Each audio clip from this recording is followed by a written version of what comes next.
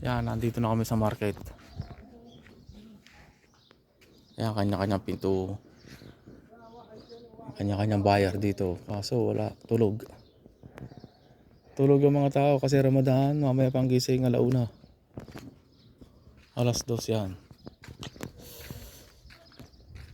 Alas 2 pa ang trabaho dito. Siguro. Walang tao eh. Hey, Said, mungkin 2 o'clock.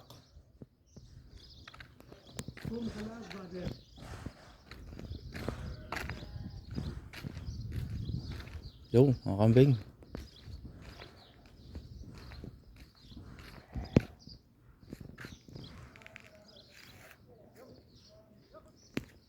Tingin tayo dito.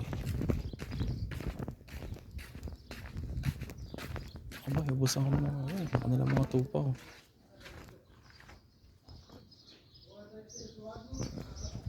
Hindi tayo sa kabila.